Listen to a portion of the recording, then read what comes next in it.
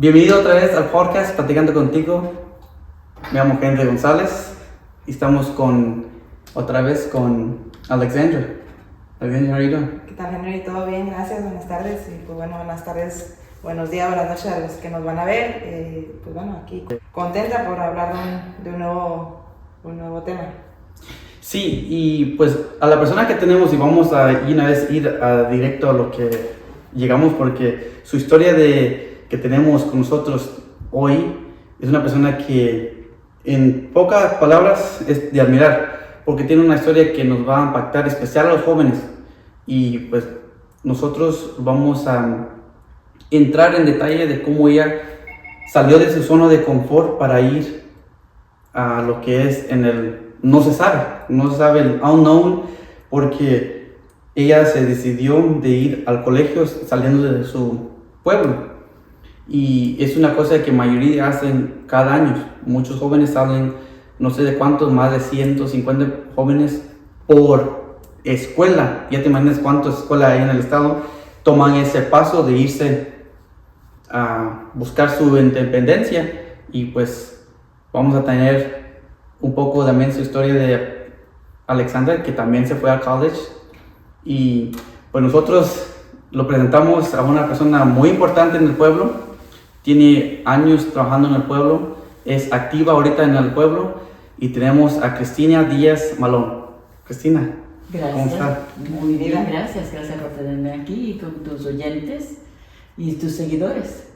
Gracias, Cristina, y pues la verdad, te pregunté, ¿verdad? ¿Qué es una cosa que podrías dar para la comunidad?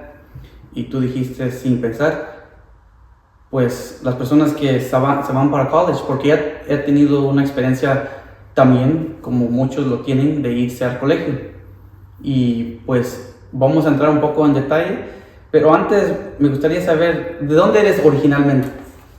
Pues yo soy de la República Dominicana, nacida en la República Dominicana y criada en Nueva York. Ok. ¿Qué parte de Nueva York? Brooklyn. Oh, Brooklyn. Sí. Ok. Alexandra es también nosotros somos de Delaware, ¿no? Claro que sí, del primer estado. El primer estado de Estados Unidos. Sí. Qué honor, qué orgullo. Pero bueno, de padres guatemaltecos, nacidos acá en la Unión Americana, dijeron, y pues agradecida porque también naciendo aquí tenemos oportunidades que tal vez muchos jóvenes de otros países no tienen. Entonces, Correcto. muy afortunados y muy bendecidos en ese sentido. ¿Y cómo es Brooklyn? Mi madre conocía a una persona puertorriqueña. Cuando ella decidió irse de la República Dominicana y venir a los Estados Unidos, estaba viviendo bajo la dictadura que teníamos en el país en ese tiempo. Entonces esa persona puertorriqueña, ella llegó aquí sin nadie, como han hecho muchos de sus padres de ustedes y de los que viven aquí en Georgetown. Vinieron vino a aventurar para una mejor vida para nosotros, y esa señora la acogió a ella en su casa. Ok. Sí. Y de ahí le buscó trabajo, le ayudó a encontrar trabajo. Hay millones y millones de personas solamente en Brooklyn, y nosotros aquí en Georgetown simplemente tenemos 8.084 personas. No llegamos a los 10.000. Oh, ok. Estamos tratando, porque dicen que cuando tengamos las 10.000 personas tendremos más opciones de mejores servicios, restaurantes, tiendas, etc. Y eso es lo que estamos logrando. Oh, ok. Bueno, pues hay una gran diferencia entre Brooklyn, que es ciudad, y Georgetown, que es un pueblito. Yo no sabía que solo éramos 8.000, yo pensé que éramos más. Yo pensé también. Bueno, si dicen 8.000 es lo que se han contado en el censo. Okay. Pero hay muchas personas que no se agregan al censo, así es que dicen que estamos casi llegando a las 10.000, y que la mayoría de los que no están contados somos latinos. Sí. Bueno, pues, Cristina, pues me gustaría ver cómo era tu su high school cuando estaba en high school. Mi experiencia en la escuela secundaria fue muy diferente a mi experiencia en la escuela primaria. En la escuela primaria, por ejemplo, yo había acabado de llegar acá, casi no hablaba el inglés. y después me fui a la escuela secundaria donde ya yo más sabía el inglés. Además, muchos de los estudiantes eran hispanoparlantes, hablan español. Y yo me sentía más acogida allá porque habíamos puertorriqueños, habíamos dominicanos, habíamos personas italianas, porque el vecindario estaba mezclado de personas que venían. La mayoría de los dominicanos van a Manhattan. Pero me encantó que me preguntaste por qué Brooklyn, porque nadie quería ir a Brooklyn, todos querían ir a Manhattan. Entonces, el Alto Manhattan es lo que se conoce como la Segunda República Dominicana, porque ahí están los dominicanos. Y nosotros venimos a Brooklyn. Brooklyn estaba, en Brooklyn, si uno ve la historia, fue donde vinieron muchas personas de Irlanda, Ireland, y muchas personas de Alemania. Entonces, mi primer libro que leí fue uno que se llamaba A Tree Grows in Brooklyn. Un árbol crece en Brooklyn. Y fue sobre la experiencia de una familia alemana que vino a vivir a Brooklyn y cómo, también como migrantes, cómo vivían ellos. Y resulta que yo llegué a ese mismo vecindario donde eran esas personas. ¿En serio? Sí, señor. Wow. Mi vida ha sido una de muchas coincidencias. Y pues, nomás falta de que usted hace su propio libro. Su propio libro para que ¿verdad? alguien lo lee. Claro, ya es tiempo, Sí. Cristina, y me gustaría entrar en lo que es high school, grado 12, Sí. cuando ya es, creo que me imagino, o desde cuándo, vamos a empezar, desde cuándo empezaste desde buscar lo que es colegios y cómo es llegaste hasta, me voy, no me voy, Sí. qué colegio me voy. Sí. Pues fíjate que, no sé en Guatemala, los guatemaltecos, pero los cubanos, los dominicanos, los puertorriqueños, nosotros del Caribe, le inculcamos a nuestros hijos que tienen que ser abogados, doctores, que compitamos entre la misma familia. Mira que fulanito es ingeniero, mira que fulanito es arquitecto. Entonces, le inculcaban a uno que aspirara a lo más grande que uno podía llegar. Pero ¿qué pasa? Que a veces las cosas cambian en la fortuna. Yo llegué a la escuela secundaria, yo estaba pasando el mejor tiempo de mi vida, y tenía mis amistades, todos hablábamos español, nos peinábamos iguales, vestíamos iguales, y en ese instante gozábamos de la vida que era ajena para nosotros. Hablamos el mismo idioma, comíamos la misma comida, comíamos entre nuestras casas, después de la escuela íbamos a las casas de nuestras amistades. Y nos conocíamos, y más o menos éramos ese pueblecito entre medio de ese vecindario. Entonces resulta que en Nueva York se creó un programa que le llamaban College Bound, para preparar a aquellos niños que tenían una buena aptitud, así como tú, Alexandra, que lo más seguro, cuando tú fuiste a la escuela, estabas en la escuela, te presentaron la oportunidad de irte a Sussex Academy, porque allí no se entra casi todo el mundo, ¿verdad? No, sí, ¿verdad? Sí. Tienes que entrar, ¿por qué? Por tus notas, ¿no? Las calificaciones, porque piden una copia de eso y también es como una rifa que hacen, entonces reciben muchas aplicaciones y meten los nombres y ya lo rifan y así es como uno. Bueno, eso es lo que pasa hoy en día. En mis días no habíamos suficientes de nosotros que nos estábamos graduando, entonces la ciudad empezó con un programa que le llamaban College Bound. En ese tiempo habían 3 certificados que tú podías sacar en la escuela secundaria. Uno, las muchachas, lo más duro, muchas de ellas se hicieron secretarias. Entonces daban cursos de secretariado y negocio.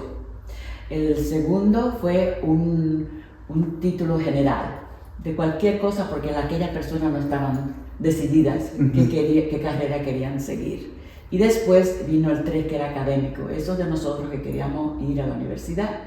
Entonces se fueron reclutando de las clases, yo no sabía cuál era el programa. Mi madre nunca fue a una cita con mi maestra, yo era la mayor de los que venimos aquí, y como quien dice, estaban experimentando conmigo en mi casa. Mi maestra vio que yo tenía algún entendimiento más allá de lo que algunos querían.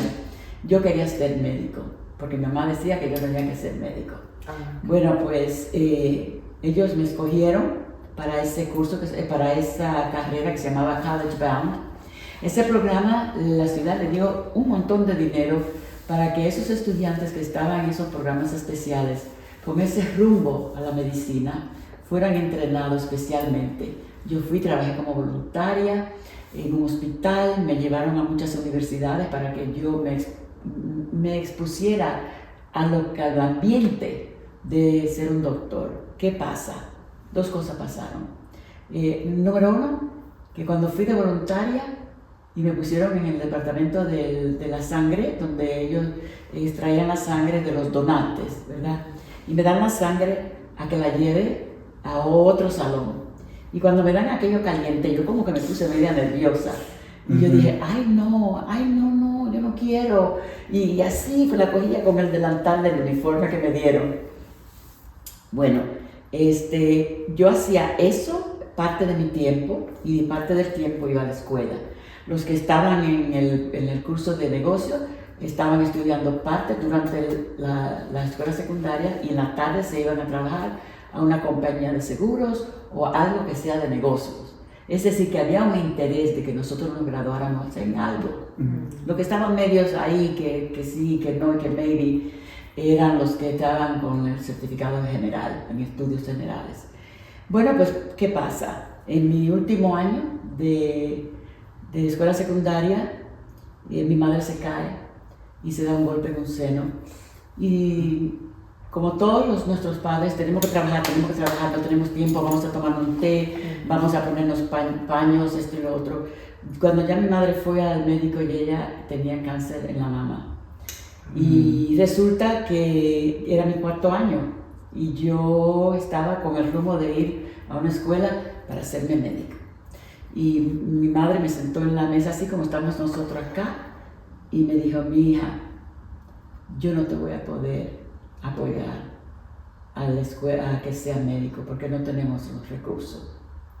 Pero yo no sabía los recursos que había, ni yo tampoco. Yo simplemente ellos me estaban a mí guiándome para eso de medicina, para esa carrera. Y mi madre pensó que como estaba en este país, las oportunidades eran ilimitadas y que yo, como por osmosis, iba como una esponja a coger todo lo que había. Y no, uno tiene que ir a buscar. exacto. De una manera me dio un alivio porque yo no quería ser médico. Me da mucha pena ver la sangre, me da mucha pena ver una persona herida, etc. Y después ahí como que estuve como en un momento donde yo estaba en una oscuridad. Y cuando tú me mandaste la oportunidad de venir aquí a hablar con los muchachos y hablar con los padres también para que ellos se preparen, es que uno tiene que saber cuando uno empieza la vida y los padres ven que sus hijos tienen un interés, es de explicarle a sus hijos el deber que ellos tienen, porque todos nacemos con un deber, que es de ser buen hijo, y el padre, el deber es ser buen padre.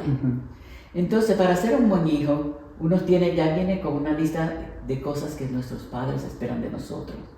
Incluso que seamos buenos estudiantes, pero no nos dan lo que le llaman el know-how, el saber qué hacer. Entonces, uno tiene que ir a buscarlo. Pues yo en ese instante fui a donde mi consejero de la escuela y le dije, yo no puedo seguir solicitando para universidades fuera de la ciudad, fuera del estado, porque mi madre está enferma del cáncer.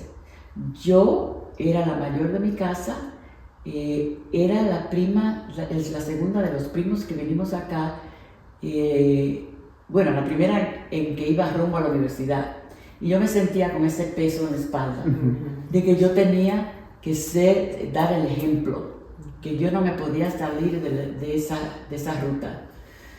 Y entonces ahí estuve en un sitio muy penoso, porque mi deber como hija era de quedarme en Brooklyn y cuidar de mi madre. Nadie en mi casa hablaba el inglés. Yo hablaba el inglés porque lo aprendí. Mi hermano era menor. Entonces, cuando mi mamá empezó a ir al médico, yo traducía a lo que podía, porque estamos hablando de términos médicos. Yeah. Y yo no sabía qué era lo que era el cáncer de la mama, de eso no se hablaba en esos tiempos. Y mi madre solo quería, ella estaba encerrada de la mente de que ella no quería que le quitara su seno. Pero lo que yo no sabía era la ramificación del cáncer. Bueno, pues ellos se reunieron y me dijeron, usted tiene que ir a estudiar. Y yo estaba en mi deber de ser buena hija, de cuidar a mi mamá y el deber de ser una buena estudiante para llegar a las aspiraciones que tenían mis padres. Entonces, mi deber y mi responsabilidad. Y lo que yo le quiero, hablando de deber y responsabilidad, esas son las dos cosas. En el diccionario dice que el deber es algo moral. Es lo que yo como hija tenía por obligación de cuidar a mi mamá hasta que muriera. El otro, la obligación, es la obligación de cumplir aquella promesa que mi madre se hizo al salir de la República Dominicana de darme un mejor porvenir. Estoy aquí en el balance. Sí. Lo tercero que me pasó fue que la escuela donde yo quería asistir, yo necesitaba otro poco de dinero más de lo que yo tenía en becas. Okay. Mi madre me dio un viaje que mi papá le había dado a ella para que fuera a la República Dominicana por la última vez, antes de morir. Ella me dio ese dinero y me fui a una pequeña universidad católica en otro pueblo en Nueva York, 50 millas de Nueva York, y llegué allí. Yo no me consideraba, para mí, salir de Brooklyn, donde yo me había criado, donde a mí me estaban mimando como una buena estudiante, para ir a un sitio donde no me van a mimar. Yo tengo que ir y tengo que atenerme a las reglas, tengo que saber por anticipado, etc. Y en esos tiempos no te educaban mucho sobre sí te inculcaban que fuera a la universidad, pero no te llevaban de la mano. A mí me llevaban de la mano por ese curso, pero en ese mismo instante salir de mi casa a irme a un sitio donde yo no conocía a nadie, donde nadie me conocía a mí, y aunque fueran 50 millas de Brooklyn, cogiendo el bus de la 34, a ir a lo que le llaman Upstate Nueva York, cerca del río Hudson. Yo me fui a la escuela, pero muy, muy triste, porque yo no sabía lo que iba a pasar conmigo en ese instante. Pero llegué allá y todos me acogieron mucho. Las muchachas, la mayoría eran de Long Island, ellos no sabían qué pasaba en Brooklyn. Ellas venían de escuela católica, yo venía de una escuela pública. Entonces, mi madre muere mi segundo semestre. ¿Segundo semestre de la universidad? De la universidad. Mi primer año. Su primer año. El año más complicado para un estudiante que sale de su entorno a buscar aquello que sus padres quieren para ellos, mi responsabilidad. ¿Cómo fue para ti? No, pues antes de continuar, no, Cristina, wow, me impacta la historia suya, lo que ha vivido hablando de la escuela secundaria, la universidad, de admirar, porque creo que hay muchas similitudes que escuchándola a usted, yo también he pasado. Como usted dice, pues por ejemplo, en mi parte, pues mis papás salen de Guatemala obviamente en busca de un mejor futuro, porque ellos ya piensan en el futuro, ¿no? Que mis hijos queremos que nazcan allá, tengan la oportunidad de estudiar, de ser mejores que nosotros. Entonces, como usted dice, esa es una presión que uno ya tiene en su espalda, y los papás tal vez no saben que es una presión que ellos meten a sus hijos. Y desde pequeños, cuando vamos creciendo, ¿no? Nos dicen, no, es que tú vas a estudiar, tienes la oportunidad de ser mejor que nosotros.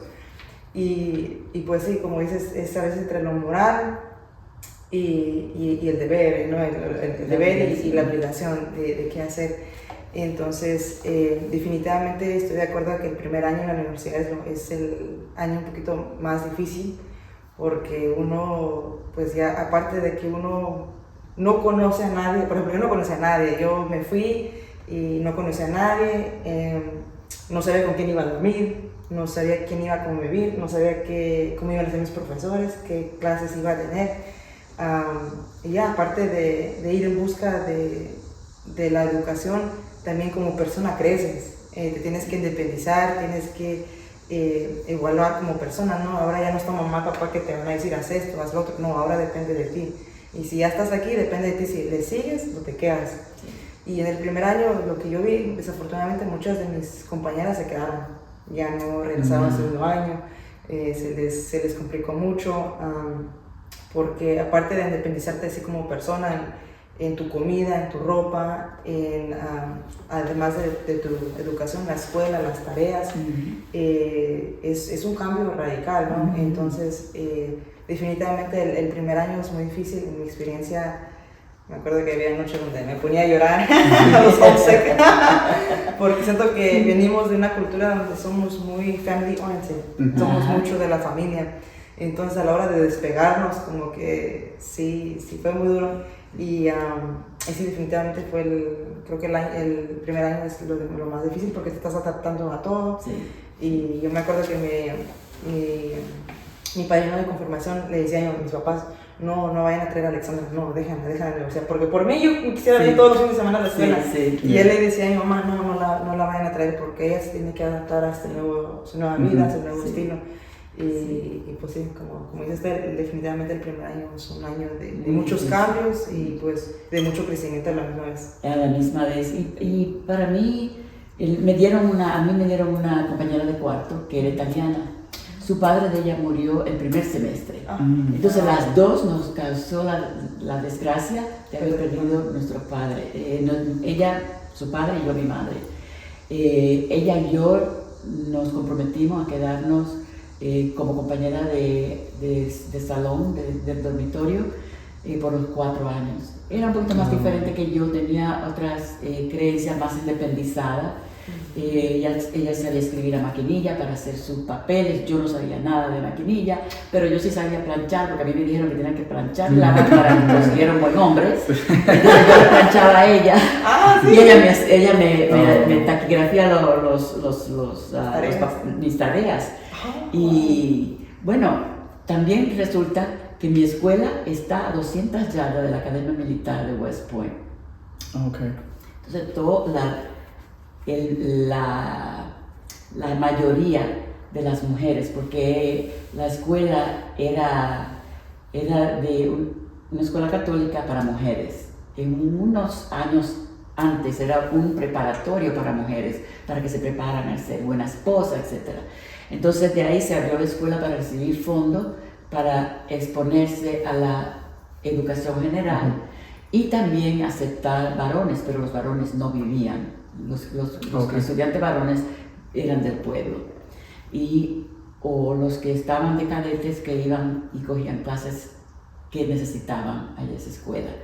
Entonces, bueno, la mayoría de las muchachas que venían de Long Island ya venían sabiendo que se iban a casar con un cadete cuando se graduaron. Y esa presión también la tenía yo, de que yo no había pensado en eso, de casarme, de nada de eso. Entonces, ellas estaban en un rumbo y yo en otro. Y el otro mío era el limbo. Porque después que mi mamá murió, yo como que perdí el apoyo, que yo pensé que tenía entre mi familia. Empezaron las familias a pelearse debido a que quién iba a heredar, quién iba a coger estos dos muchachos, estos dos huérfanos. Usted sabe, cuando uno le dicen huérfano, es que ya usted le quedó la desgracia, que usted se queda en limbo en el mundo. Entonces yo, los fines de semana habían fiestas en West Point, y bueno, yo me iba y gozaba con ellas, y ahí empecé a tomar. Y cogí el gusto del alcohol. Bueno, pues por un tiempo, eso fue fiesta y fiesta, hasta que me llamó el presidente de la escuela y me dice, si no te enderezas, te vamos a tener que dejar fuera de la universidad. Llegó a un extremo. Llegó a ese extremo. Llegaba al extremo donde yo una vez me acerqué a una clase borracha. Y era porque mi compañera bebía también, pero ella decía que ella bebía porque a ella le daban dolores menstruales, que ella necesitaba eso y lo otro. Yo bebía por el dolor y la angustia que yo sentía. Y de haber estado tan lejos, 50 millas, para coger un bus para llegar sin dinero, porque yo apenas tenía el dinerito que yo podía sacar trabajando en la cafetería, en la escuela. Y ese dinero yo tenía que guardarlo para mis libros. Entonces yo no tenía, uno no le cuenta sus problemas, a uno le dice, no cuente tus problemas a nadie. Pues yo no le contaba mis problemas a nadie, ni a mi misma compañera. Entonces cuando me llevaron a la dirección, como le dicen uno, se acercó una monja donde mí y me dijo, Cristina, yo quiero saber qué es lo que te pasa. Y esa señora, esa monja, se interesó en mí, me dijo una palabra, me dijo, tú no te das cuenta que tu nombre es Cristina, Little Christ. Me dijo, tú tienes que salir de aquí, tú tienes que perseverar. Entonces en eso ya yo cogí más fuerza, la monja me llamaba, se preocupaba por mí. Incluso yo pensaba que yo me iba a ser monja, pero yo para eso tampoco iba a nacer porque ya teníamos 2 monjas en la familia. Oh, okay. Sí, una estaba en España y otra estaba en la República Dominicana. Entonces mi papá dijo, no, más monjas acá, no. Entonces, con el deseo de seguir a la universidad, con el deseo de estar en mi casa, con la tristeza de haber perdido a mi madre, yo me apreté los pantalones, como dicen, porque mi papá me dio una recogida y volví a la escuela después de eso, de ese año, con más seguridad. Mi primer año fue un año muy penoso para mí. Yo no tomaba decisiones por mí, otros tomaban decisiones por mí. Por eso era una escuela de maestras y yo entrenaban a todas que fueran maestras, yo no quería ser maestra tampoco. Entonces después dije, pues me entreno en idiomas porque yo quiero trabajar en las Naciones Unidas. Y esa iba a ser mi carrera, pero yo no estudié eso. Pero sí, al no querer ser maestra, tuve que coger mis otros cursos en idiomas. Entonces cogí el francés y el italiano. Y de ahí me gradué y me fui a buscar trabajo. Pero en ese instante, cuando estaba cogiendo mi clase de filosofía en el primer año, fue donde ahí te enseñan a cómo tú tomar decisiones. I live, I breathe, therefore I am. ¿Verdad? Yo soy una persona que yo respiro, yo siento, yo existo. Y me involucré un poquito en la filosofía.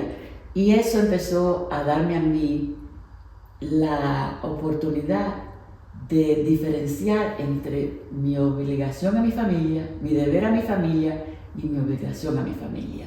Mi obligación era de ser la primera graduada de la universidad. Y mi deber era lo que a mí se me había obligado a ser, la primera. Y mi deber como hija de mi madre me decía, me escribía al colegio, me decía, mi hija, nosotros te damos la fuerza. Ella nunca me pidió que dejara mis estudios para ir a cuidarla. Una tía la cuidó a ella por mí. Y ese fue mi primer año. El consejo que yo le doy, como tú dices, a cualquier estudiante, es primeramente que tenga confianza en sus padres. Hables con sus padres, ellos tienen planes para nosotros. Y el deber que nosotros tenemos para ellos es de mejorar la situación para los que vienen en el futuro. No para los padres, sino para los que vienen en el futuro. Los primos, los hijos de los primos, los que venimos a expandir nuestro deseo de ser mejor de lo que nosotros nacimos. Y bueno, yo hoy en día tengo primos que están en la policía, tengo uno que trabaja en el Capitolio como policía. Muchos de ellos han salido adelante, otros han estado en el servicio militar porque acudieron a los recursos. Entonces, hablar con sus padres, porque ya aquí las cosas se están manejando bien rápido. Ya le empiezan a inculcar desde la escuela primaria de que tienen que ser esto y esto. Pero tenemos que darle espacio a nuestros hijos. Ellos cargan la obligación que nosotros les dimos cuando ellos vienen acá. La obligación de ser buen estudiante, buenos hijos, de cuidar a los hermanos, esto y lo otro, pero no le damos el mapa de cómo llegar allá. Yeah. Y ahí es donde empezamos con esa mentalidad de, yo me engranojo porque es mucho para un pequeño. Entender todo eso. Y encima de eso, para un nuevo joven, como le dicen aquí, un nuevo adulto, que no sé qué quiere decir eso, porque un nuevo adulto no es nada, es una persona que está evolucionando como adulto. Yeah. Y yo en ese instante estaba evolucionando mi primer año de universidad y estaba confusa. Y habían oportunidades y no sabía cuáles de ellas valerme, a quién le hablo, dónde voy. Yo le tenía pena hablar con los maestros, porque a nosotros nos inculcan que los maestros hay que respetarlos. Y para tú irte de tú a tú con un maestro después que deja la escuela secundaria es algo diferente también. Entonces, es decir, tenemos que empezar tempranito, dándole espacio a nuestros hijos y nosotros, los adultos, decirle a ellos que sí tienen, pero decirle, educarlo en su deber y su responsabilidad, porque ahí es que empieza el adulto o el adulto en evolución a tomar decisiones, porque su experiencia le empieza a dictar. Mi experiencia fue, estás sola, ¿qué vas a hacer? Entonces, yo podía haberme casado, tener hijos y coger el espacio más fácil de meterme a un matrimonio para que me mantuvieran. Y yo no quería que nadie me mantuviera. Entonces, yo tenía que usar mi experiencia para yo poder distinguir entre mi deber y mi responsabilidad como hija y como estudiante. Wow, Cristina, la verdad eso sí por mí me da un poco de ánimo, que personas que pues sí, llegó a un punto donde estabas en un lugar oscuro, como dijiste, y de hecho, Alexandra y yo hicimos un podcast también tomando esa parte de cuando las personas, los papás, especialmente en el estado de lo que es hispano, sí, toman eso mucho y lo dan a entender a los hijos que tienes que crecer rápido y tienes una responsabilidad.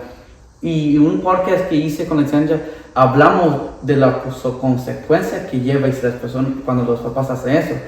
Por eso a veces los hijos llegan a deprimirse, a ansiedad, ansioso. Pero ese es otro tema y me gusta porque recalca lo que hablamos con Alexandra, con su historia. Sí. Y si quieres verlo, lo pongo en la descripción para que tú veas esa parte y tomar un poco en detalle de qué conlleva cuando haces eso con los hijos. Y yo entiendo que a veces lo hacen sin saber. Sí. Pero lo que me gustó y me gustaría preguntarte, que teniendo esa presión, Sí. teniendo irte caminar en el unknown, Sí. más la presión, más su mamá que pues obviamente no pudo aguantar lo que era el cáncer. ¿Cómo buscaste la independencia y cómo te formó con la persona que eres actualmente? Sí.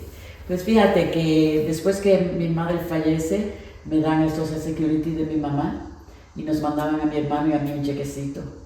Entonces yo empecé a manejar mi propio dinero. También trabajaba en la escuela, en la cafetería. Y el ser independiente es de tú involucrarte en lo que es tu porvenir y tu subsistir. Mi porvenir era mi profesión, buscar trabajo, buscar oportunidad, y subsistir era de dónde iban a venir mi comida, porque ya mi papá dijo que, mi papá y mi madre estaban divorciados. Él vivía en New Jersey y nosotros vivíamos en Brooklyn. Mi papá venía una sola vez a la semana a chequear a mi hermano porque yo estaba en la escuela. Entonces, él a veces me mandaba algo y a veces no. Entonces no podía depender de lo que mi papá me mandaba, tenía que depender de lo que mandaba el Social Security. Entonces, de ese dinerito yo sacaba para mis libros, yo sacaba para lo que yo necesitaba como productos personales. y empecé a hacerme mi ropa porque yo no podía comprar ropa. Entonces yo aprendí a coser. Mi madre decía que yo no iba a trabajar en una factoría, que yo iba a ser doctora, que yo iba a ser una profesional. Entonces, pero sí, en la escuela secundaria me dieron clases de coser. Mi hermano me compró una maquinita portátil que yo me llevaba a la escuela y yo me hacía mi ropa. Entonces ahí conocí las muchachas. Ellos venían al cuarto, que me ayude con un ruedo, que me haga el otro. Y de ahí yo empecé a hablar con estas muchachas que venían de mejores circunstancias que yo.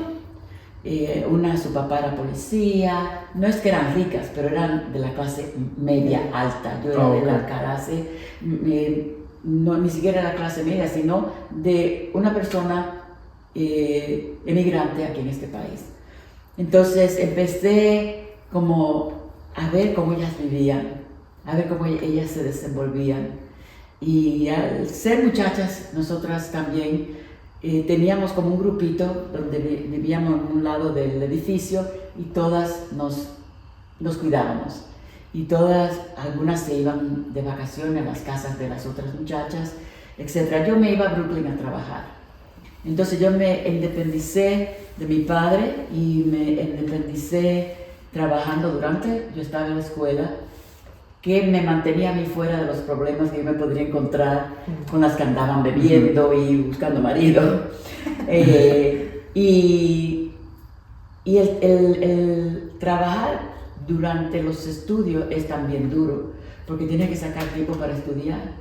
Y lo que yo le digo, como hablamos Alexandra y yo, es que tu primer año es el más difícil. Tratar de no irte a la escuela y cogerlo todo y mirar todo. Tienes que distinguir lo que es bueno para ti y lo que no es bueno para ti. Entonces yo escogí de que yo me iba a quedar con este grupito de muchachas, las cuales estaban independizándose ellas mismas. Ellas sabían que se iban a casar, iban a encontrar a alguien.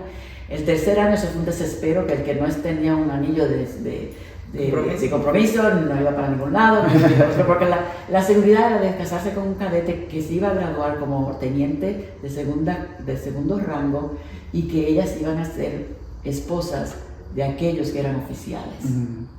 Entonces yo me iba todos los veranos a trabajar a Brooklyn y venía a la escuela a trabajar. Entonces me independicé sabiendo qué es lo que necesita un ser humano: ropa, zapato, casa y comida.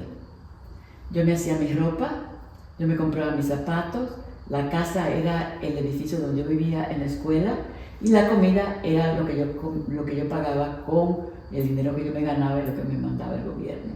Entonces yo me tenía que desenvolver con eso y tenía que tomar decisiones que algunas cosas no podía yo hacer como lo hacían los otros, pero yo podía rozarme con ellos y aprender. No es que yo me sentía menor que ellas, yo nunca me sentí menor que ellas.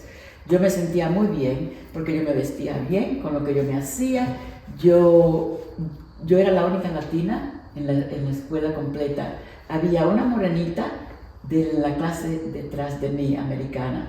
Y después que yo en mi segundo año llegaron 2 muchachas de puertorriqueñas. Así que allí no había latinas, todas eran americanas, segunda generación. Entonces, yo aprendí de ellas. Usted tiene que tener su mundo abierto. Tienes que estar abierto a las experiencias y distinguir cuáles son las buenas experiencias y cuáles son las que no le van a dar resultado. Y ahí fue que más o menos yo aprendí. Sí, me alejé de lo que no me convenía y me independicé. Cuando yo me gradué de la universidad, le quiero decir que los años míos de universidad yo lo miro como los años más bonitos de mi vida. Sí. ¿Y tú? ¿Cómo te fue a ti en estos años? No, como usted dice, creo que cuando yo empezaba mi primer año, cuando ya empezaba a conocer en las clases, me decían, no, es que aprovecha estos años porque se van a ir rápido y después lo vas a extrañar. Pero yo no mucho lo quería al principio porque yo extrañaba a mi familia, extrañaba a mi pueblo. No, quiero que pasen los 4 años, pero no, como usted dice, son definitivamente los 4 años más bonitos hasta el día de hoy, bueno, todavía, que he experimentado porque definitivamente enseña mucho. Por ejemplo, usted habla de los sacrificios que usted hizo, que que las otras muchachas podían hacer ciertas cosas, pero uno tenía que trabajar. Y yo también en la universidad trabajé. Sí. Yo era árbitra, entonces yo arbitraba los partidos de fútbol, fútbol americano. Sí. Y ¿Te la buscaste? sí, me la busqué porque dije, no me puedo quedar sin hacer nada. Como usted dijo, mis papás ya me están, gracias a Dios me ayudaron con mi colegiatura, pero ya mis libros, mi ropa, cosas personales que uno de mujer usa, eso no, me daba pena pedirles, mami, madre, no, como Sí. que para mí ya era mucho que me estaban ayudando. Entonces también tenía que buscarle de dónde. Y definitivamente uno sacrifica muchas cosas cuando uno no tiene los recursos que otros estudiantes tienen. Sí. Porque en la universidad ves eso, ¿no? Ves a gente que entra becada, que tal vez no tiene los ingresos, pero tienen la beca. Y ves gente que probablemente no tenga beca, pero tienen el dinero. Sí. Y le respaldo a los papás. Sí. Y entonces, como usted dice, yo no era de clase media, ¿no? Yo era un poquito más abajo, entonces comparado a los demás estudiantes. Claro. Y pues hay muchos sacrificios que uno hace, porque en vez de ellos salir a compartir, ir al cine o ir a jugar boliche, uno se quedaba porque uno no tenía dinero y lo poco que tenías no lo querías gastar en eso, porque uno sabe que, como usted decía, en qué voy a invertir en mi futuro, en mí misma. Entonces, pues me acuerdo que esto me ha marcado mucho y creo que hasta el día de hoy siempre es algo que guardo en mi corazón, porque fue mi primer año y ya era el segundo semestre y faltaba como unas 3 semanas para que terminara el semestre. Y entonces, antes de estudiar para los exámenes finales, pues los compañeros dijeron, no, salgamos, vamos al cine, vamos al boliche, nos vamos, y pues salgamos, porque ya después, ya el otro fin de semana vamos a estar en la biblioteca estudiando, repasando todo. Y pues ellos hicieron sus planes y yo no decía nada porque ellos haciendo planes y yo mirando mi cuenta bancaria. Yo no voy a poder salir, no me conviene. Y me acuerdo que era un viernes, todos se fueron. Yo, no, vayan ustedes, no puedo ir. Digo, y bueno, ellos sí se fueron más y todos mis compañeros se fueron al cine y pues era viernes, creo que todos los estudiantes de la universidad, aunque no salieron, tal vez iban a fiestas. Y yo no era mucho de fiesta tampoco, no me gustaba. Entonces yo me fui para la biblioteca, eran como a la 1 de la mañana, todavía estaba abierta y solita estaba yo en la biblioteca con el estudiante que estaba trabajando ahí. Solito éramos nosotros dos y yo me acuerdo que yo me desesperé y dije, ¿qué estoy haciendo? Todos están disfrutando de su vida y yo estoy aquí estudiando y me puse a llorar. Y lloré y creo que es de las noches y de los momentos que me han marcado porque uno ve que uno tiene que sacrificar cosas que otros tal vez no tanto, es diferente los recursos que ellos tienen. Entonces, bueno, así fue para mí. ¿Hay algún momento que usted se acuerda que también dice, no, wow, por ejemplo, ese fue mi momento que yo dije, esto sacrifique? Con usted, ¿hubo algún momento específico que usted dijo, o que usted lloró, o se quebrantó y dijo, ¿por qué la vida es así? ¿No? Sí. Lo mío siempre era lo de mi mamá. ¿Por qué yo? ¿Por qué a mí? Yo viví en la República Dominicana hasta los 12 años, ella nos dejó a nosotros pequeños. Vinimos a vivir con ella después que asesinaron al dictador. Entonces, yo estuve viviendo con mi mamá 6 años y yo pienso que esos fueron los únicos 6 años que Dios me dio con ella. Y no te puedo decir que yo conocí a mi mamá. Yo cuando la vi por primera vez, cuando ella vino a la República Dominicana, se apió del avión. Vi una mujer muy bien vestida, porque en ese tiempo la gente se vestía para viajar, y muy imponente, muy alta ella, pero nunca supe la esencia de mi madre, quién fue ella. Solo supe que ella vino a este mundo como hija de una mujer que tuvo 12 hijos, que quedó viuda. Y mi mamá y mi tía y todos la tenían que sacar de la escuela para que trabajaran. Entonces, eso me motivaba de que yo tenía esa obligación, pero también decía, caramba, el mundo sí es cruel. La traen aquí, ella la hace posible que nosotros vengamos y nos las quita. Entonces yo tenía un disco, yo oía mi música latina. Entonces cuando ellos se iban de fiesta, yo ponía mi música. Y resulta que la música era de Sandro. Y no sé, ustedes son bien jóvenes. Sandro de Argentina. Y Sandro le decían el llorón, porque él tenía una canción que la dedicaba a las madres y decía, qué hermosas son las manos de una madre y qué sé yo qué, y hablaba de una madre que se murió y esto y lo otro. Ay, yo ponía mis discos y eso era guau, guau, llorando, y ellas no estaban ahí. Y algún día venían y me veían poniendo los discos y ellas se reían de mí, porque no sabían por qué ese señor lloraba así cantando, porque era tan emocionante lo que él cantaba. Pero para mí no era la emoción del cantante, sino la emoción de que yo tenía que desahogarme, porque yo no creía, yo no me explicaba por qué a mí, y por qué ponerme esta muchacha que también perdió su padre. Ella pasó por lo de ella, yo pasé por la mía, lo pasamos juntas. Pero sí, ellos se iban y gozaban y volvían y contaban todo, y entonces te invitaban a los cuartos y tú allí comiendo boca, porque con la boca abierta, agarrando moscas, porque tú no sabías de qué hablaban. Porque ellos hablaban de otras cosas y otras experiencias. Entonces yo viví las experiencias de ellas y fueron experiencias mías también, porque eran mis amistades. Pero sí, había momentos así donde uno... Y los padres no se dan cuenta, se creen que uno se va allí a estudiar y esto y lo otro, pero es una jornada difícil el estudiar y la demanda que le ponen académica hoy en día. Quizás en mis días no estaba tan difícil como está ahora, porque tenemos que competir con el otro mundo. El mundo nosotros venimos era el mundo industrial, donde era la industria, el coser, habían trabajos, factorías, había de todo, pero ahora todo es con la mente, todo es la computadora, todo es la tecnología, todo es, aquí no hay trabajos manuales, la pollera.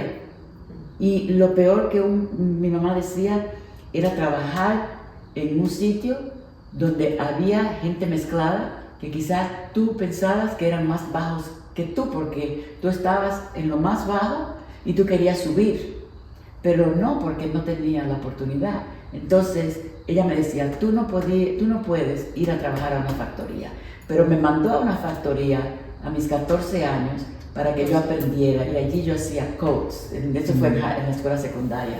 Me mandó a trabajar para que yo viera lo duro que era trabajar en una factoría.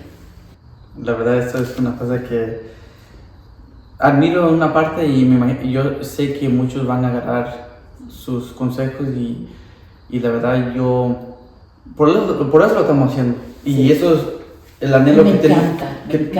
Me encanta tu meta. Sí, y eso es lo que usted dijo, ayudar a las personas, y yo le dije Cristina, tienes mucha razón, porque cada año se van, y digamos que el otro año vamos a pasar, lo recomiendo estos videos a los grupos de jóvenes que se van a ir ese año. Y eso es una historia que muchos lo están viviendo, y tal vez, como dijiste, la persona que está ahí el primer año es el más duro. Entonces, tal vez una persona está ahorita ahí, lo va a ver y lo va a decir, ok. Y si dicen que el primer año nomás llego a pasar el primer año, ya lo armé. Alexandria dice lo mismo, que pasando el primer año ya más suaves, y como dice Alexandria, llegó a un punto ahora que eso es uno de sus mejores memorias que tiene. Sí. Tanta gente que uno conoce diferente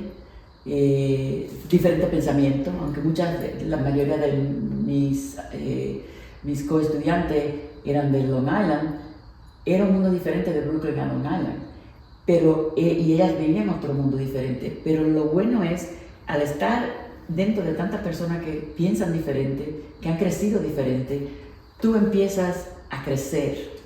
Y de ahí donde viene el crecimiento, porque tú vives tu vida y tú eres como una esponja. Coge lo que está por acá, coge lo que un poquito está por acá y lo mezcla para lo que te pueda convenir a ti. Y muchas de las opiniones, yo aprendí a ser objetiva, porque uno tiene que tener una mente abierta. Y eso fue después de mi primer año, y después que cogí esa clase de filosofía, fue donde yo dije, bueno, no puedo estar, yo hoy no soy ni de este partido ni de este, yo estoy en el medio, porque dentro de aquí se puede aprender y dentro de acá se puede aprender también. Entonces uno tiene que estar mentalmente abierto a las posibilidades. Yo incluso, mi padre me mandó, yo estaba en el coro en la universidad, y mi padre me regaló, ya después que yo me había, mi tercer año, No pude ir a España con el coro el segundo año porque no tenía el dinero, pero después mi padre me dio para que fuera a Francia con el coro de la escuela. Yo estaba en el coro también. Así es que escogí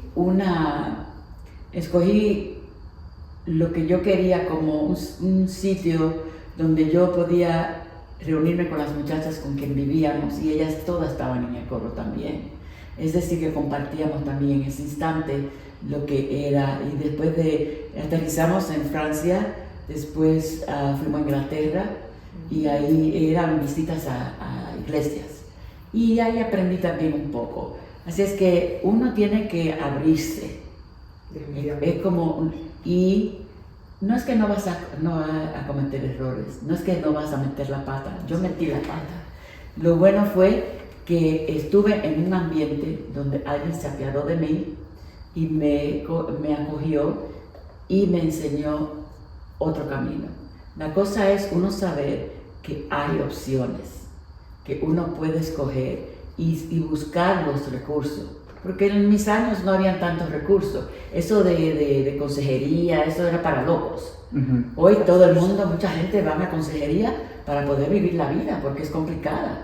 Entonces tenemos que aceptar que en nuestra mente puede haber un mundo que está ahí medio revuelto, que quizás podemos tomar decisiones que no serían buenas para nosotros, y tenemos que buscar un sitio donde uno hablar, no tener vergüenza, hacer preguntas. Es como que el que está perdido en un carro está perdido porque le da la gana, porque nada más tiene que bajar la ventana y preguntar si no tiene GPS. Y me gusta mucho, otra vez recalcaste lo que hablamos con Alexandra, que hay ahorita hoy en día tenemos muchos recursos que sí, señor, tenemos que usar y si lo necesitamos, y no es nada malo de preguntar ayuda a un tercer persona mucho. Y pues gracias para reconfirmar lo que vamos. Te voy a dar un ejemplo muy triste que me pasó últimamente y nada más fue el año pasado. Resulta que yo estoy en un grupo de personas donde hay una muchachita que dice que va a estudiar medicina. Mira la casualidad. Le digo, bueno, yo tengo un pariente allá que te puede ayudar y estábamos hablando de cómo ayudarla entre ese grupo. Resulta que yo la veo a ella en esta clase y veo que está dibujando, la veo con las uñas, la veo, como que no la veo en ese ambiente de medicina. Bueno, hablé con ella, conocí los padres, yo me voy a Nueva York, le dije cuando ustedes quieran pasar por acá, vengan esto y lo otro. Resulta que llegaron, se conocieron porque ella al otro año se iba a ir a una escuela muy nombrada en Nueva York. Resulta que ella fue por allá, pasó por Brooklyn, yo llevé a mi nieto, lo llevaba y pasé directamente por esa escuela, le saco una foto y le mando a ella y a la mamá y le digo, mira dónde tú vas a venir, esto y lo otro. Resulta que después me llaman a unos pocos meses, yo pensando que ella se decidió no venir a vivir donde yo le había dicho. Entonces, bueno, resulta que ella le había dicho al padre que esta escuela la había aceptado. Yo le busqué otro contacto donde le confirmaron que ella no había sido aceptada. Cuando ella llegó a su casa, tuvo que darle la mala noticia a su padre y a su madre que ella no había sido aceptada a esa escuela. El padre se enfadó con ella y la madre, y no sé si le dio una pela, pero sí la bofeteó. Ese padre lo único que sabía era que su hija iba a ser doctora. ¿Por qué? Yo me pregunto, esta persona tuvo que hablar una mentira para quitarse el padre de encima. Y todavía hoy me duele, porque eso fue hace poco. Y yo estuve en la misma situación. Yo no quería esa carrera para mí. Y esa persona cogió pero que no tenía la vocación. ¿Por qué tú como padre no te diste cuenta, pero entonces te quieres sacar tu ira con tu hija? Yo no sé qué pasado con ella, no le di seguimiento porque ellos se avergonzaron de que yo me había enterado de la situación. Y no, eso no tiene nada de vergüenza. Eso, entonces, nosotros queremos vivir, nuestros padres quieren que nosotros vivamos la vida que ellos, algunos de ellos, no te digo todos, que ellos tienen destinada para nosotros. Pero tenemos que estar abiertos a la posibilidad de que su hijo o su hija no va a llegar a esa meta que usted quiere, pero guíele, por favor, guíelos, involúcrese, indague. Yo veo de la biblioteca todos los niños pasar y los veo cuando pasan y digo, ¿cuántos de estos niños van solitos a su casa? Los padres vienen a cocinar, cansados, etc. Y estos niños no están expuestos a lo que deben estar expuestos. Entonces uno tiene que involucrarse, aunque sea entre nosotros los padres, hablar y motivarnos a que tenemos que involucrarnos dentro de lo que está pasando con nuestros hijos, si quieren que tengan la ventaja. Porque los otros tienen padres que les buscan de todo. Los de nosotros tienen que ir a la cañona a encontrar lo que necesitan. Tenemos que ayudarlo, no es solo alentarlo, ni darle dinero, ni que darle expectativa. Para poder independizarse un niño, tiene que saber cuáles son sus opciones y cuáles son sus expectativas. Nosotros podemos decirle de todo y machacarle la cabeza, pero no, así no. Los padres tienen que involucrarse. Definitivamente creo que es un tema muy importante que usted menciona, ¿no? Que los padres se deben involucrar en ese proceso de sus hijos, de estudiante y todo eso. He platicado con muchos y muchos dicen es que tal vez el idioma es una prueba entre nosotros. Y probablemente sí lo es. Yo miraba que con mi hermano, porque yo tengo dos hermanos, uno mayor, yo soy la mediana y tengo otro menor. Entonces cuando mi hermano se fue a la universidad, el grande, mis papás ni idea tenían de qué papeleo hacía todo, porque mi hermano hacía todo. Desafortunadamente él, yo digo que los primeros hijos de los migrantes son los que sufren más. Digo yo, porque para ellos son los que experimenta uno. Sí, señor. Y entonces, ya mi hermano también es un poco reservado, entonces tampoco les platicaba, necesito sus taxas para hacer el FAFSA o necesito cierta información. No, simplemente él lo buscaba por su propia cuenta. Y pues yo desde ahí agarré experiencia y dije, ok, entonces más o menos ya me basaba, ok, mi hermano hacía así. Cuando ya fue mi turno de aplicar y ya aplicar la FAFSA, que es una ayuda que el gobierno te puede dar, pues yo le platicaba a mis papás, mire papi, yo necesito tus taxas para este motivo, mami, tus taxas para esto, para ver con cuánto me pueden ayudar, voy a hacer aplicaciones de la beca, y a lo mejor ellos no entendían en sí lo que yo hacía 100%, pero algo que estoy muy agradecida con ellos es que ellos siempre me apoyaban. Y me apoyaban, y aunque tal vez no tanto sabían el idioma y todo, yo les explicaba en español, porque yo también me gustaba involucrarlos en mi proceso, porque yo digo, yo soy la mediana. Correcto. Y en el futuro viene mi hermanito atrás de mí, y con mi hermanito ustedes ya van a saber, este formulario ya lo vi, que ya tienen sus taxis, ya sabe todo uno más o menos. Y yo sí los involucraba a mis padres. Y también tuve la dicha que mis padres nunca dijeron, vas a estudiar esto, no, me dieron esa voluntad, me dieron esa voluntad, mija, tú escoge lo que tú quieras estudiar, nunca lo hagas por dinero, hazlo porque te gusta, es algo que tú vas a hacer el resto de tu vida, hazlo de corazón. Y eso fue lo que pasó conmigo, pero también mis amistades, muchos... los papás les quieren imponer, ¿no? Estudia, vete para abogada, vete para policía, vete para doctora. Y si uno no, y como usted dice, no todos tenemos esa vocación, todos tenemos diferentes talentos, diferente vocación. Y si no es la vocación de tu hijo, no es de presionarlo a que lo haga, sí o sí, sino que de tener la mente abierta. Y eso creo que falta mucho desafortunadamente en nuestra cultura hispana, que somos muy cerrados a las cosas, y no debe ser así. Como usted dice, los tiempos van cambiando, la sociedad en que nosotros vivimos está cambiando, y nosotros tenemos que, en vez de quedarnos con nuestras creencias del pasado, estar evolucionando también como persona. Entonces, como usted dice, definitivamente apoyar a los padres a que se involucren más en los procesos de sus hijos, de enterarse, aunque tal vez usted no sabe el 100% de inglés, pero con el simple hecho que usted vaya con ellos a una junta donde dan información, eso ya es un apoyo grande, porque uno como hijo siente ese apoyo del padre. Entonces, gracias por ese consejo y dar ese punto que los padres deben definitivamente estar involucrados en ese proceso. Y yo voy a tomar un poco de lo que, también voy a recalcar un poco cuando dijiste que a veces muchos papás imponen mucho a sus hijos. Y eso, como dijimos que ya hablamos en el podcast, tenemos que no hacer muy duro y dar toda la responsabilidad con los hijos, porque yo he visto, y lo voy a tomar este tema porque lo he visto varias veces con personas ya con hijos, y los hijos tienen 8, 10 años, 11 años, y ellos todavía están creciendo, están aprendiendo.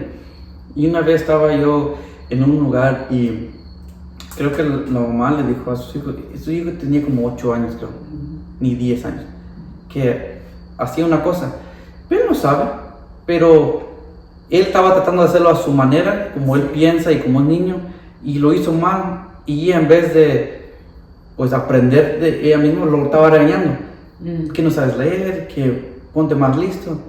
Pues digo yo, no es, el niño está creciendo, eso no es su responsabilidad. Correcto. Y muchos hispanos, que especial que cuando dice la lección de que tal vez el inglés es la barrera, más exigen al niño, porque el niño ya está en la escuela, piensa que ya lo debería saber todo, pero no es así, porque el niño está preocupado de ser niño, no está preocupado de ser un adulto. Eso sí, Y ¿verdad? eso es lo que me gustaría también recalcar a los papás, que no sean muy duros a sus hijos. Y pues, Cristina, ahorita vamos a entrar y quiero explicar y quiero dar un poco, te voy a dar un espacio para que les des los consejos ya a los estudiantes, porque los estudiantes van a ver también esto. Sí. Pero ahorita eres actualmente trabajando con la comunidad, Sí, lo que es Georgetown. sí. Digamos que una persona te quiere contactar o quiere que vayas a hablar tú con, porque lo que me gusta de usted es que tú no te negas de ir a hablar con una familia. Y una cosa que yo recuerdo hace, quiero decir, como 5 años, no sé si te recuerdas, pero yo sí me acuerdo. Nuestra familia estábamos buscando una casa, Sí. y alguien nos refirió a usted. Sí. Y pues yo sin saber quién era Cristina Díaz, ¿verdad? Fuimos con mi papá y estábamos buscando. Sí. Y tú nos invitaste a su casa. Sí, sí. Y vamos llegando y nos sentaste en tu living room, en tu salón.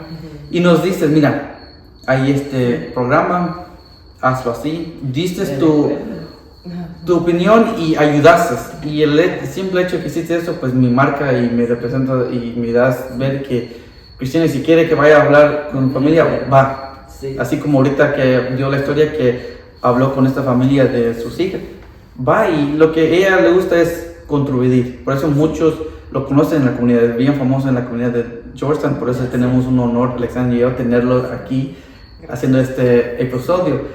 Entonces, para que ellos vean qué es lo que haces y qué es lo que estás tratando de hacer este año, Sí. y los programas que estás empezando a hacer, ¿qué sería un poco de lo que estás haciendo para que entramos, para que si ellos quieren hablar contigo, pueden contactarte, cómo te pueden encontrar?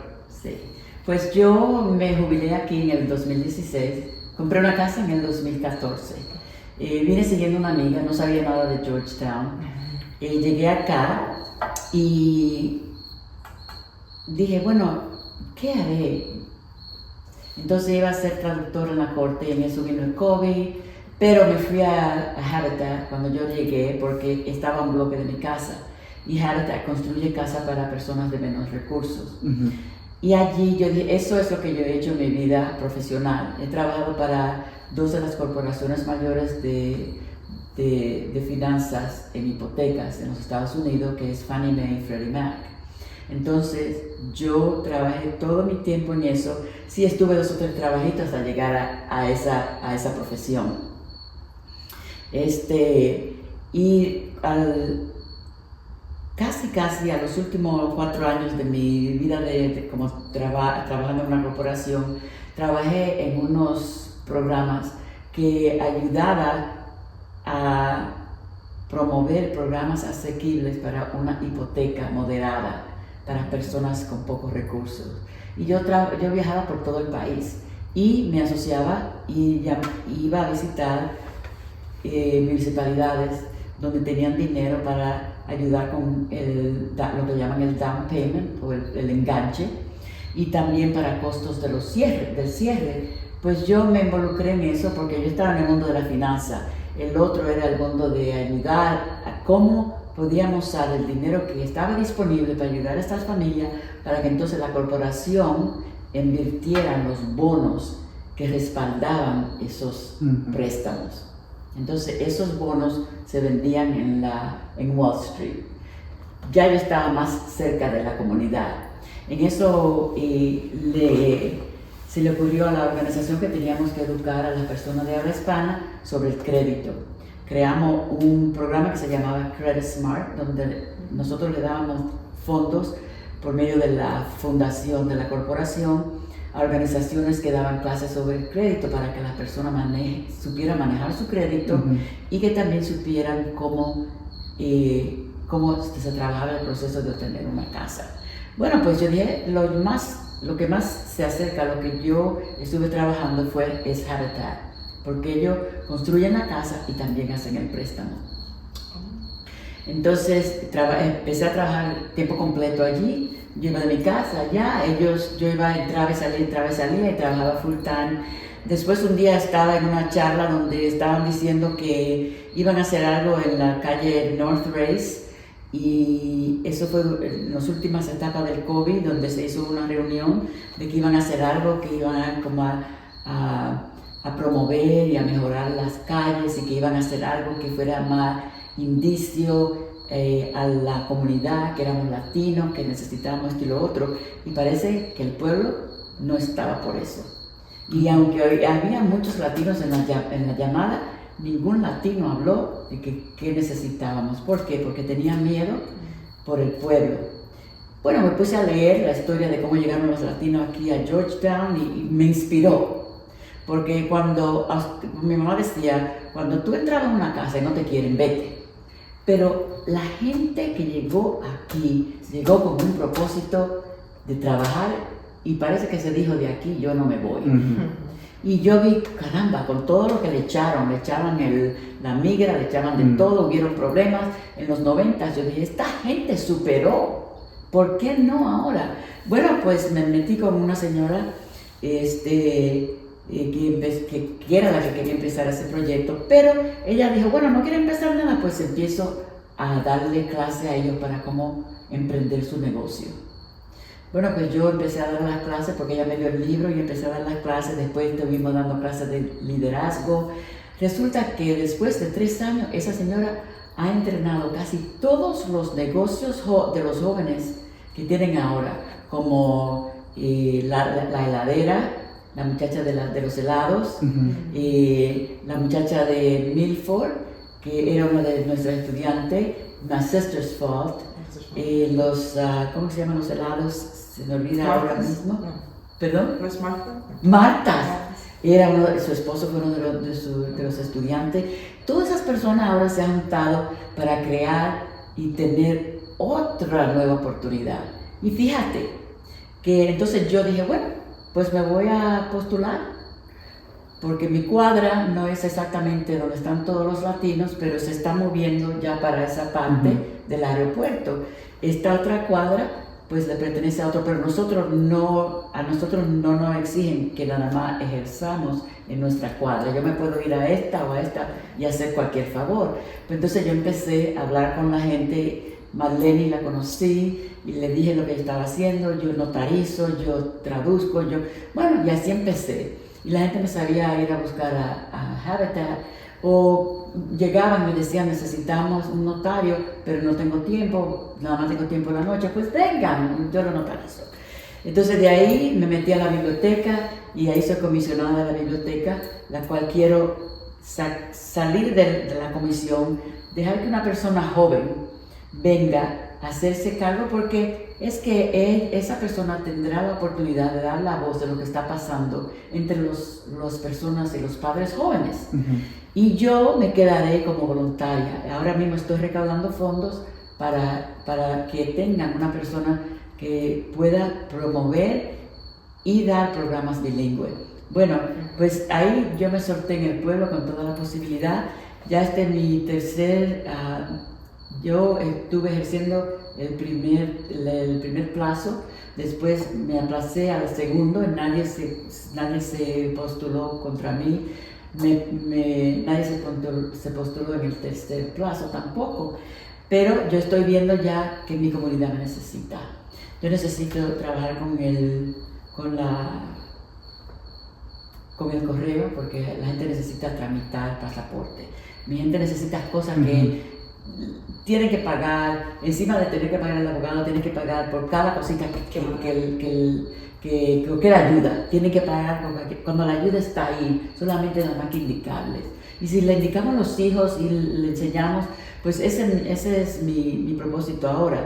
Entonces yo he llegado de un sitio donde yo estaba en una corporación, me retiré de esa corporación, me vine aquí a jubilar, pero me interesa dar algo de lo que me dieron a mí.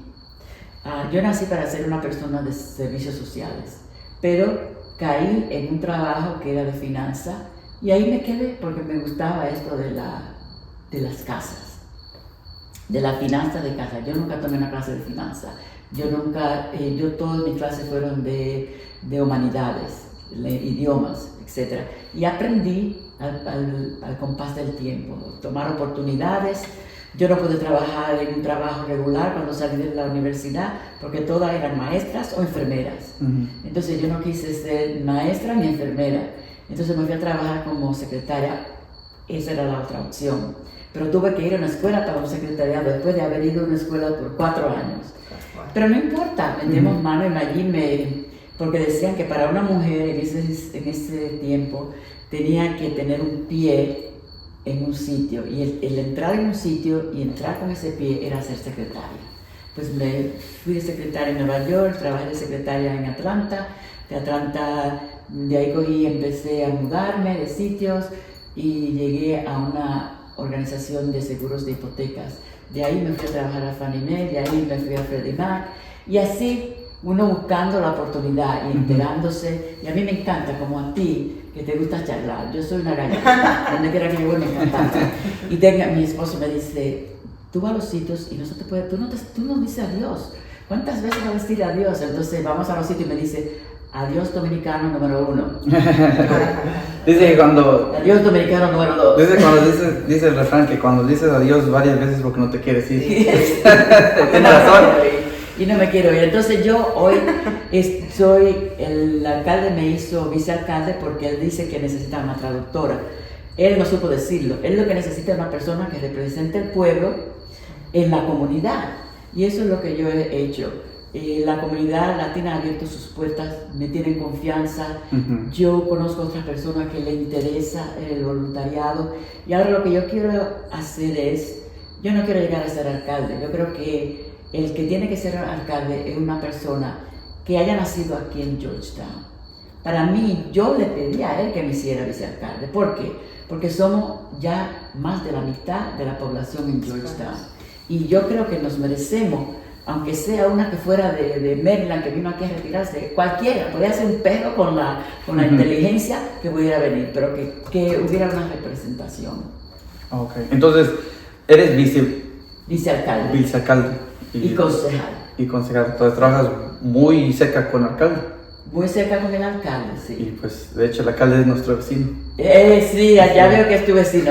Él es un poco duro, pero yo a veces tengo que explicarle las cosas. Él es una persona muy dedicada a la comunidad. Sí. Muy dedicada a la comunidad. Él fue policía, él se entrenó, él quiere jubilarse, pero la gente no quiere que se jubile. Y no lo dejamos, la otra vez cuando votamos por él. Votamos por él, y si él se decide postularse otra vez, tenemos que votar por él. Esa es la otra responsabilidad. Tenemos que involucrarnos en lo del pueblo, y eso es lo que hizo Mary DuPont. Fue traer a nosotros, me trajo a mí la oportunidad de yo poder dar más a la comunidad.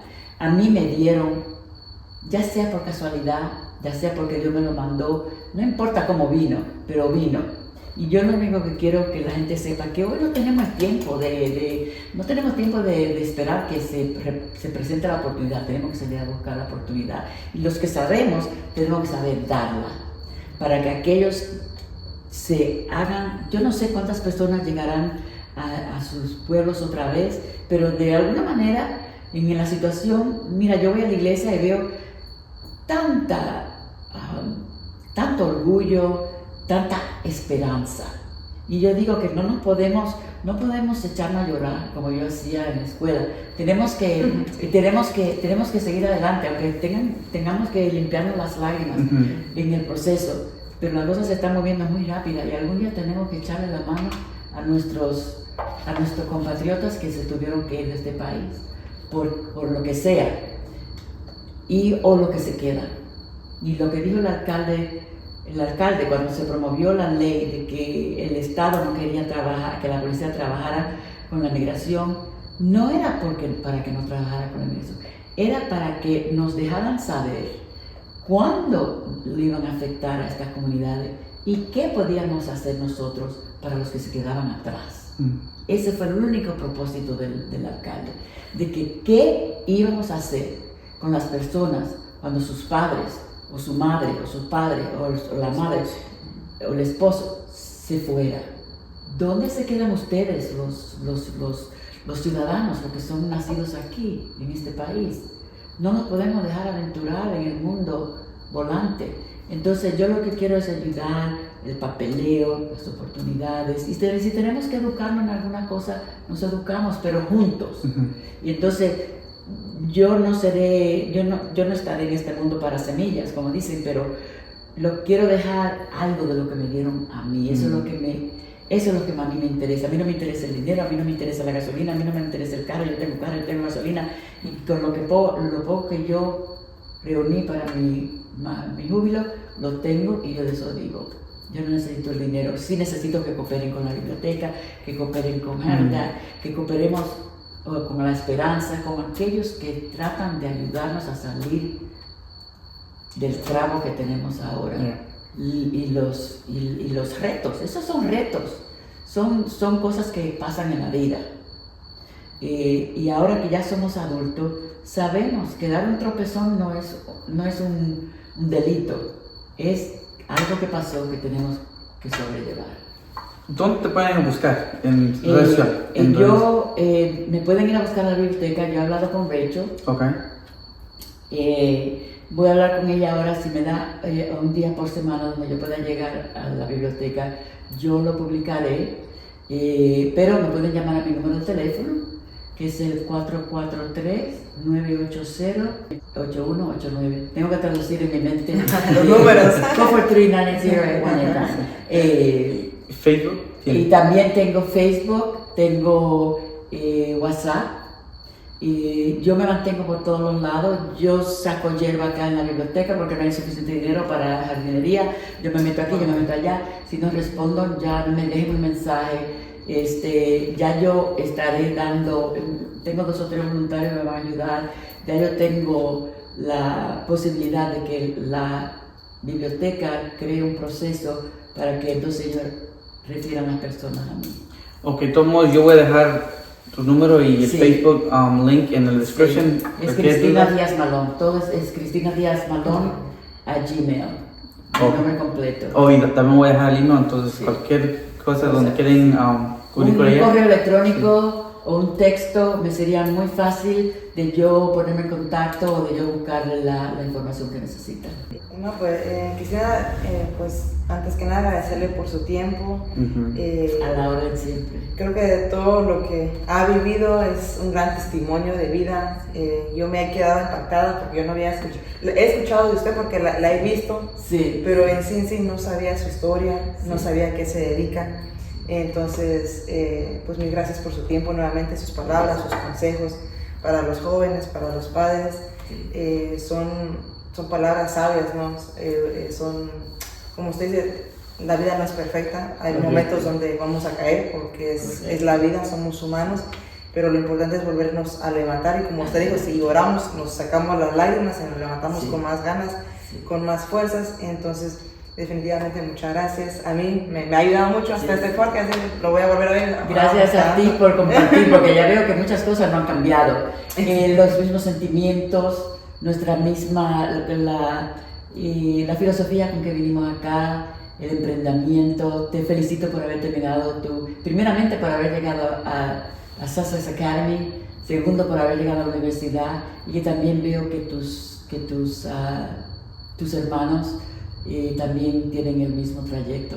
tenemos que apoyarnos, tenemos que darnos aliento y echar para adelante en lo que sea. No todos nosotros tenemos que ser universitarios. Hay gente ahora mismo que no quieren ir a la universidad porque dicen que si ellos toman un curso bueno, tengo un nieto, que te lo doy por ejemplo, él dijo, ¿por qué le voy a causar a mi padre toda esta deuda cuando a mí lo que me gusta son los automóviles? Pues lo mandaron a un curso de automotriz. Gana más porque la tecnología se usa también en automotriz. Es decir, que tenemos que pensar con la cabeza, porque tenemos abogados aquí a 2 por 3 centavos, tenemos médicos y los médicos ahora quieren salirse de la profesión porque ve todo lo que está pasando con la medicina, los seguros que han subido y todo esto. Indaguen, infórmense, que la carrera no es lo que habla por nosotros. Y la vida es muy corta para imponerle a otros que se enfoquen en una cosa que ellos no nacieron para eso. Yeah. Y Cristina, ahorita para consejos para el joven que ya se va a ir, está en el proceso de hacer los trámites para ir al colegio, ¿qué serían unas palabras para ese joven? Primeramente, tómese todas las oportunidades que le están dando en la escuela secundaria para hablar con consejeros que tienen en la escuela, porque ellos tienen la información. Hable con personas que lo quieran ayudar, hablen con sus padres sobre sus deseos, busquen los recursos que son muy inteligentes. Tenemos teléfonos, tenemos de todo, búsquense todos los recursos que estén a la mano para ustedes, en el Google, en el Internet, donde quiera, y manténganse abiertos a las oportunidades y ténganse al tanto de lo que está pasando en el mundo. ¿Cuáles son las profesiones más populares en estos tiempos de la tecnología? Y tengan un plan y comuniquen ese plan con sus padres, porque ellos tienen el deber y la obligación de ayudarlos, y usted tiene el deber y la obligación de hablar con ellos para que no se sorprendan unos a otros. Y si ya usted se está preparando, arme su maletita, tenga su lista de todo lo que usted necesita y ayúdese usted mismo desde que usted llegue a la escuela, porque allí no va a haber el que le coja de la mano como en la escuela secundaria lo hacen. Allá usted una persona independiente. Gracias, Cristina, y lo escuchaste de sus propias palabras, Cristina Díaz Malón. Y Alexandra, tú también que tienes experiencia en irte al colegio, ¿qué sería un consejo que le darías a los jóvenes, que especial que tú ya viviste los 4 años como ya Cristina lo vivió? Definitivamente tener esa confianza en uno mismo, en estar seguro de lo que uno va a hacer, tener un propósito, un objetivo del por qué uno va a ir. Eso es lo más importante. Teniendo un objetivo, un propósito, ya sabes para dónde vas. Entonces, definitivamente es una experiencia. Hay de todo. Va a haber lágrimas de tristeza, va a haber lágrimas de felicidad. Y si cambia el objetivo, está bien. Puede cambiar el objetivo, sí. Si cambia de carrera, no hay problema. Y si te das cuenta también que no es para ti, también no hay problema. No es algo que uno se debe sentir avergonzado, ¿no? Simplemente sigue tu corazón y haz lo que te gusta hacer.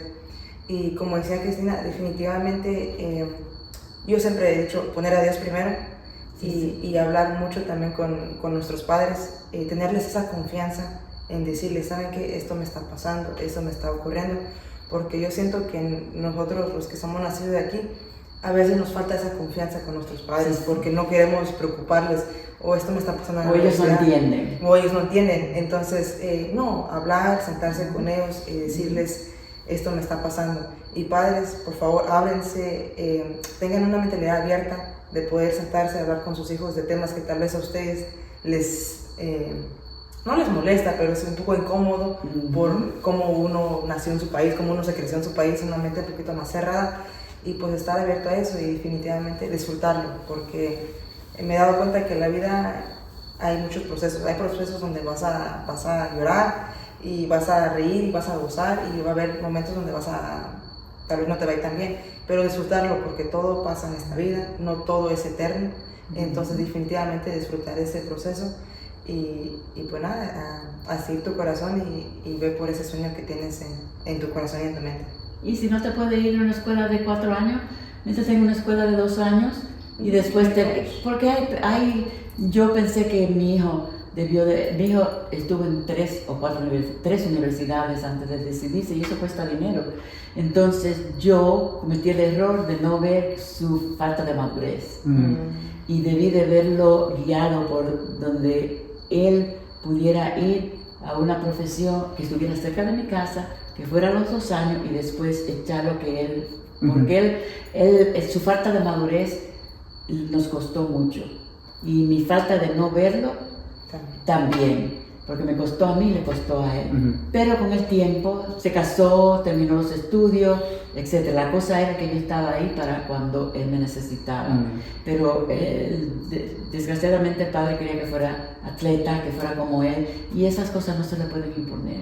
Y él trató de vivir la vida, el paso que hizo su padre, pero no es así. Entonces el costo fue grande, porque estuvo en 3 universidades y cada universidad fue un gasto para terminar casándose y después hacerlo del otro lado ya cuando tenía los hijos, y es mucho más difícil.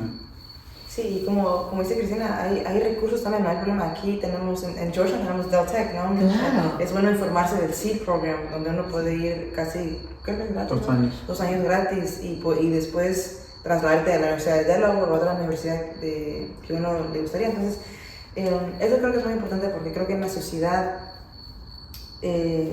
hay como esa presión de hay que ir a la universidad. Me gradué de la high school, me voy a la universidad. Sí. Ir al Del Tech no es como una opción para muchos, Correcto. porque unos lo ven como lo menosprecian. Lo menosprecian. Y eso sí. no es bueno, hay que quitarnos ese orgullo y decir, no, pues sí, con esto voy a empezar, está bien, pero no es donde voy a terminar. Entonces, también pues motivarlos también a ver esos Y esa recursos. competencia entre familias, eso Muy es horrible, Ujú. es absurdo. Si quieren ser ingenieros, que sean ingenieros, si quieren ser doctores, si quieren ser mecánicos, que sean mecánicos. La cosa es que vivan honradamente debajo del cielo y como tú dices, con la bendición del Señor.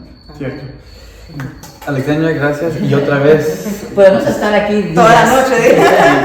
y gracias por apartar el tiempo que A la orden siempre. nos ponemos de acuerdo para que Una das tu bastante, historia puede ser interesante. Gracias, igualmente. y das tu punto de vista y cómo lo puedes dar y los consejos que lo das a los jóvenes y lo va a ayudar bastante. Y pues otra vez gracias, y este es el episodio con Cristina Díaz Malón y nos vemos en el próximo video.